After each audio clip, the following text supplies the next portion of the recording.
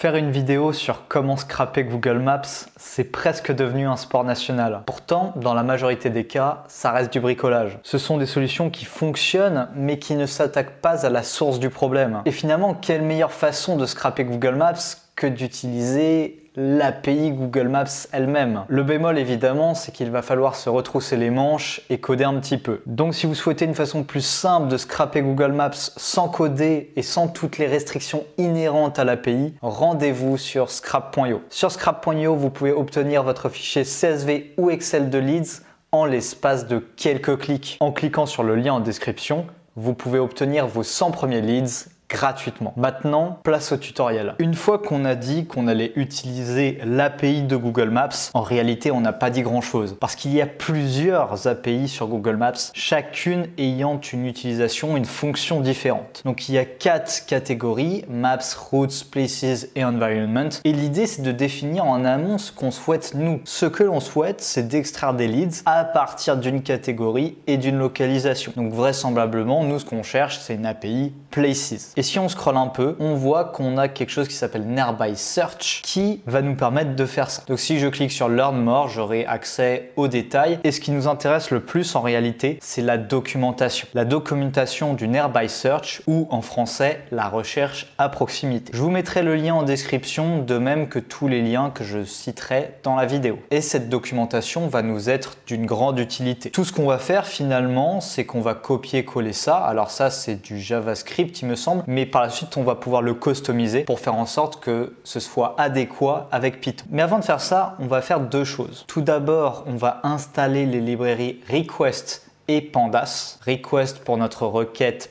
post que l'on va faire et Pandas lorsqu'on va vouloir convertir ces données dans un fichier CSV ou Excel. Si on veut faire du Excel, il faudra également installer OpenPXL. 3 choses à installer donc, plus la création de notre clé API. C'est ce qu'on va faire maintenant. Pour ce faire, on va aller sur console.cloud.google.com et on va se créer un nouveau projet. Cette clé API, vous l'aurez deviné, c'est ce qui va nous permettre de faire le lien entre le Nearby Search et notre requête. Je crée un nouveau projet, je donne un nom à mon projet et je clique sur Créer. Ça va prendre quelques secondes tout au plus et je sélectionne un projet. Par la suite, ce qu'il faut faire, c'est d'activer l'API en question, à savoir le Nearby Search. Je vais du coup aller dans API et services, puis dans bibliothèque. Je peux la chercher manuellement ou tout simplement taper Nearby Search. Et là, il faut prendre en compte que le Nearby Search est en réalité inclus dans le Places API. Donc, je vais cliquer sur Places API New et cliquer sur Activer. Tout de suite après, ça va m'indiquer ma clé API. Alors ça dépend parce qu'en réalité, si jamais vous n'avez pas encore de compte de facturation, on va vous demander de vous en créer un. Effectivement, il se trouve que l'API Google Maps est une API payante, mais vous avez également accès à un essai gratuit. Une fois que j'ai ça, je vais copier ma clé API et la coller pour plus tard. Je clique sur accéder à Google Maps Platform et là, je peux protéger ma clé API en déterminant certaines restrictions. Select Restriction Type, je vais dire restriction d'API et je vais sélectionner l'API correspondante. À savoir, nous, ce qu'on veut, c'est Places API New et pourquoi pas Places API également. Places API New, c'est en réalité une version améliorée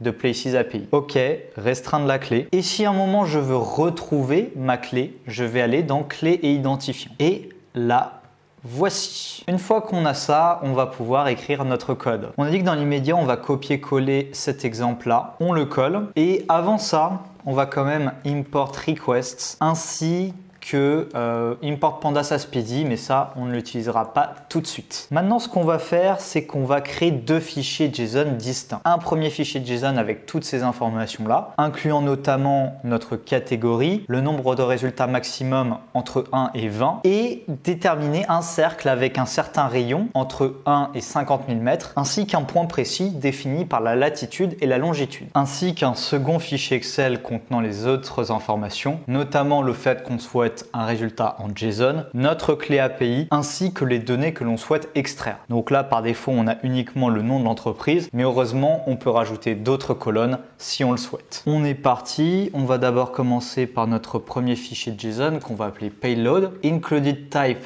je vais rester sur du restaurant, mais ceci pose quand même la question de comment déterminer la catégorie? Eh bien pour ce faire, vous allez retrouver pareil un lien en description où va être noté toutes les catégories sur Google Maps. Donc si jamais on fait un CTRL F et qu'on tape restaurant, vous voyez que restaurant il est ici, mais il y a plein d'autres types de restaurants en réalité. Le nombre de résultats maximum, on va mettre 20 et là on va changer les coordonnées. Supposons que je veuille scraper les restaurants à Toulouse. Je vois que les restaurants sont concentrés à peu près ici. Je fais un clic gauche sur un point et j'ai accès aux coordonnées. Il ne me reste plus qu'à les copier-coller. Pour le rayon, je peux passer de 500 à 1000 par exemple. Et voilà, c'est aussi simple que ça. Après, vous pouvez évidemment rajouter d'autres paramètres. Prenons toujours notre exemple de restaurant. Si je regarde, vous voyez que dans la catégorie Food and Drink, j'ai également accès à des cafés ou des bars. Donc pas vraiment des restaurants à proprement parler. Donc si je veux par exemple supprimer les cafés, obtenir les restaurants sans les cafés, je vais pouvoir rajouter un paramètre d'exclusion qui s'appelle le Excluded Types. Parce que oui, c'est quelque chose qu'il faut savoir. Sur Google Maps, une entreprise est généralement égale à plusieurs catégories différentes. Un restaurant peut être un hôtel, peut-être un bar, peut-être un café, peut-être plein d'autres choses en réalité. Donc si je reviens dans ma documentation, que je tape Excluded Type, c'est ici. Ça s'écrit comme ça. On va rajouter ça à la suite. Excluded Types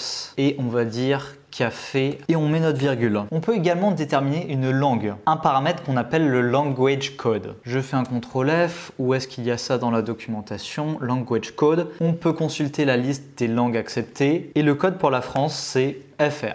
Classique. Language code, à la suite, language code, FR, virgule. Et une dernière chose que l'on peut mettre, c'est l'ordre de préférence. C'est-à-dire que lorsque vous faites une requête Google Maps, vous voyez, vous avez un ordre, 1, 2, 3, 4, 5, etc. C'est sous une forme de liste. Par défaut, cet ordre se fait par popularité, en d'autres termes, par référencement. Mais nous, étant donné qu'on a dessiné un cercle avec un point central, on peut avoir notre liste en fonction de la distance par rapport au point. Ça, c'est un paramètre qu'on appelle rank preference. Rank preference, il est ici. Vous voyez, popularity, distance. Je copie-colle ça. Rank preference et distance, tout en majuscule. Je pense qu'on est déjà pas mal. N'hésitez pas à jeter un œil à la documentation si vous souhaitez rajouter encore d'autres choses. Maintenant, on va faire notre deuxième fichier JSON que l'on va appeler headers. Headers est égal. Et on va mettre tout d'abord content type application JSON. Ça ne change pas. Simplement, il va falloir mettre les guillemets dans un autre endroit, voilà, comme ceci.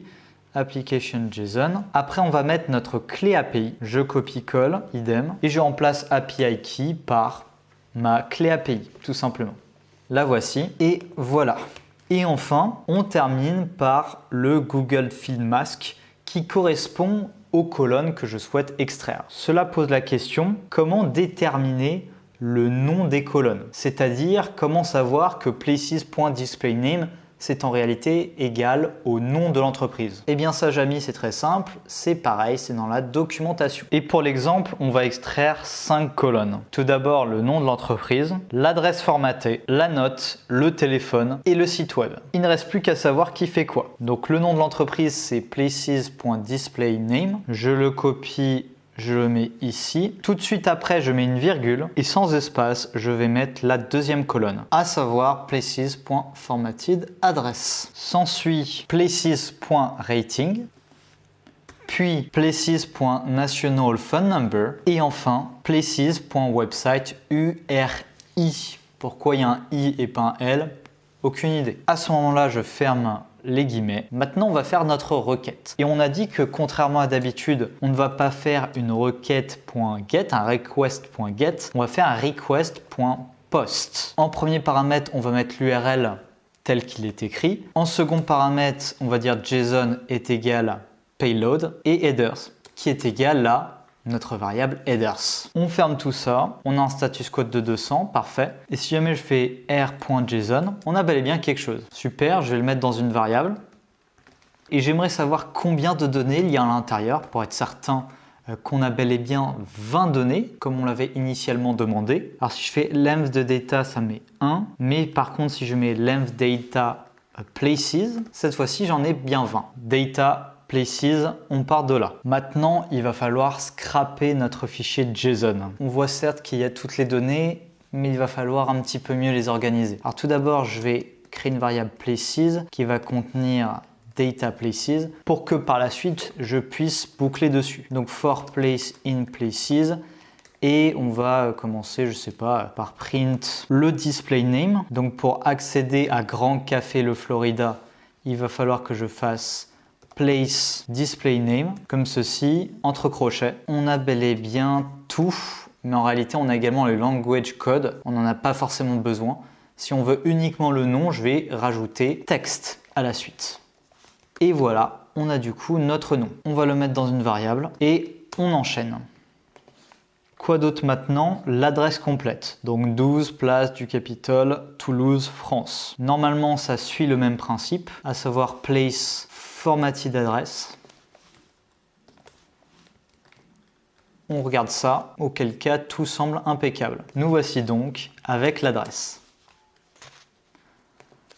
Maintenant, on a la note. Alors on va print la note, toujours on vérifie avant de créer notre variable. Print place rating. Et là, on a une erreur, plus spécifiquement un key error. Donc on a eu les 4 premiers et après plus rien. Cela signifie qu'il n'y a pas de note pour le 5e élément. On va regarder ça manuellement. Donc si je fais places, effectivement, il n'y a pas de note là-dessus. Comment faire dans ce cas de figure? Est-ce qu'on fait un try except? Peut-être qu'on peut faire un try except, mais il y a une façon plus simple de procéder. On peut simplement faire place.get et à la place des crochets, on va mettre des parenthèses comme ceci. Voilà. Donc là, il faut que je double. Et auquel cas, ça me mettra none si jamais il n'y a pas de données. Si jamais je souhaitais remplacer none par autre chose, tout simplement, je le mettais comme autre paramètre. Donc je faisais place.getRating, virgule. Et là, je peux dire, je remplace none par Jean-Michel et ça va remplacer none par Jean-Michel. Vous comprenez le principe. Donc voici notre note. On va procéder de la même façon pour les 2 dernières colonnes, à savoir le numéro de téléphone et le site web. On va quand même les vérifier par acquis de conscience. Place.get national phone number. On a accès au numéro de téléphone. Téléphone. Et on termine par le site web. Site web, website URI. Et on va print le site web pour vérifier. Et ça a l'air impeccable. Cool, on a récupéré les données. Maintenant, il va falloir les mettre dans un objet. On pourrait certes les mettre dans une liste et par la suite les mettre dans un data frame avec pandas, mais c'est vraiment une tannée. Ce qu'on va faire, c'est qu'on va créer une classe, ou pour être plus spécifique, une data class, et on va dire que cette classe sera égale à un objet contenant nom, adresse, note, téléphone et site web. Par la suite, on va utiliser la méthode yield qui va nous permettre de sauvegarder toutes les places dans une sorte de liste, ou pour être plus spécifique, dans un dictionnaire. Et une fois qu'on aura ce dictionnaire, on sera en pleine mesure de l'utiliser pour le mettre dans un fichier CSV ou Excel. On est parti, mais avant, peut-être qu'on va créer quelques fonctions pour rendre la chose un petit peu plus claire. On va commencer par ça. Peut-être qu'on va l'appeler def run API, par exemple. Et on peut mettre comme paramètre, je sais pas, la latitude et la longitude. Lat lng. Je sélectionne tout ça, je mets un alinéa. Et à la fin, on va return data. On va créer notre fonction main. Et la première chose que l'on va faire, c'est évidemment d'appeler notre fonction runAPI. On va mettre tout ça dans une variable data runAPI. Et là, on va mettre notre latitude et notre longitude. 1, 2. Et on va remplacer ça par lat et lng. Lat, lng. On va print data pour savoir si on a toujours le même résultat. Et comme d'habitude, on va faire if name is equal main. Et si c'est le cas, on va lancer la fonction principale. On a bel et bien notre data. Maintenant, on va créer notre data class. On va la mettre au-dessus. Pour déterminer notre data class, on va mettre un décorateur, data class. Et notre classe, on va l'appeler sobrement item. Donc notre objet, à quoi il va ressembler? Eh bien, il aura un nom, il aura une adresse, il aura une note aussi, un téléphone si je ne m'abuse, et un site web. Quelles seront la nature de chacune de ces 5 données? Eh bien, le nom, ce sera un string ou none. Normalement, c'est pas prévu. Si c'était prévu, on aurait dû mettre un place.get. Mais bon, c'est juste pour l'exemple. Donc, barre à la verticale pour dire or, string ou none. Pareil pour l'adresse. Pour la note, c'est un float. 4.5, 3.5. Donc, float ou none. Le téléphone, ça pourrait être un float, mais nous, ce qu'on veut, c'est vraiment un string. Et le site web, idem. Voilà notre data class. Et on a oublié de définir la data class. D'ailleurs, on a aussi oublié d'importer JSON. Je ne sais pas si ça a eu une incidence. Et pour notre data class, on va faire from data classes, import data class et également as dict. On l'utilisera dans un instant. Et cette fois-ci, c'est bon. Et maintenant, on va mettre notre classe item dans notre nouvelle fonction qu'on va appeler parseJSON. parseJSON data comme paramètre. Pareil, on va mettre un alinéa à tout ça. For place in places, new item est égal notre classe item avec nom, adresse, note, téléphone et site web dans cet ordre. On ferme la parenthèse et on va utiliser la méthode yield qui va nous servir comme étant une liste améliorée et on va mettre le tout dans un dictionnaire. C'est pour ça qu'on a import asDict. Donc à la fin, on va dire yield asDict new item. Il ne reste plus qu'à appeler la fonction dans notre fonction main. On va l'appeler leads par exemple. Leads est égal parseJSON data.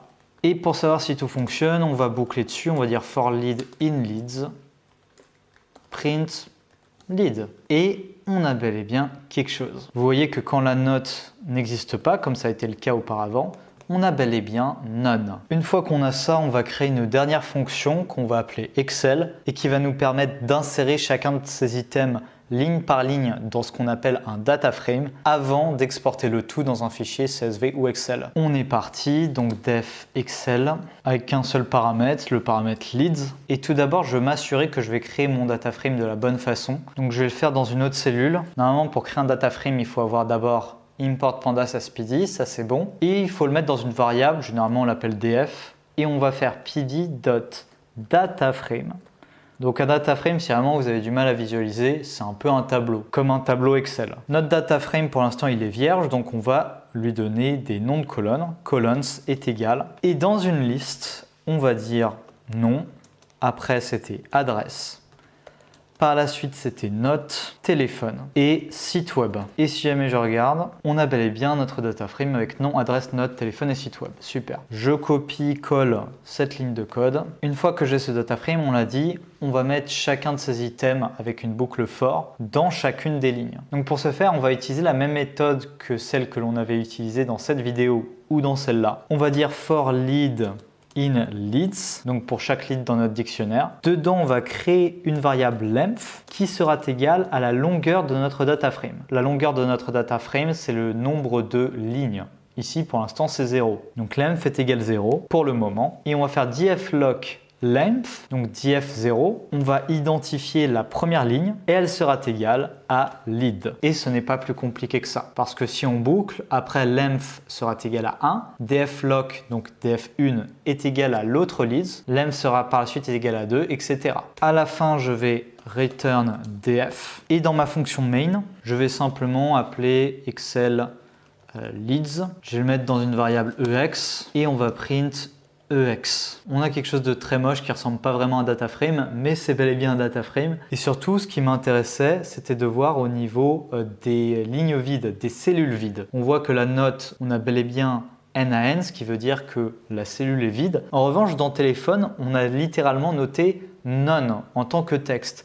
Et ça me pose souci. J'aimerais juste qu'il y ait une cellule vide et non pas qu'il y ait écrit none. Donc ça, je vais faire une simple modification au-dessus. Voilà, dans place get rating, on va dire une cellule vide sinon. Pareil pour le national phone number et pareil pour le website URL. Et si je relance, cette fois-ci, on a bel et bien des cellules vides. Impeccable, il ne reste plus qu'à enregistrer le tout dans un fichier CSV ou Excel. Je vais du coup faire df.toCSV si on le veut dans un CSV ou toExcel, mais auquel cas, souvenez-vous, il va falloir faire pip install openpxl dans votre terminal. On va lui donner un nom, par exemple API Google Maps.xls6, c'est bien ça. Et on va dire index est égal à false. C'est pas obligatoire, mais l'index, au final, ça sert pas à grand chose. Je clique sur kernel et là, l'idée, c'est d'exécuter mon script en entier. Donc restart kernel and run all cells. Restart. On n'a pas d'erreur. J'aurais pu enlever le print X ici, ça servait à rien. Et surtout, on a bel et bien un fichier API Google Maps.xlsx. Et si je jette un œil, on a les données correspondantes. Comme d'habitude, si vous avez aimé la vidéo, n'hésitez pas à mettre un like et à vous abonner. Si vous souhaitez scraper Google Maps sans coder, vous pouvez jeter un œil à scrap.io. Le lien est en description. Et pour une demande de web scrapping plus personnalisée, vous pouvez m'envoyer un message via l'email, également en description. Fin.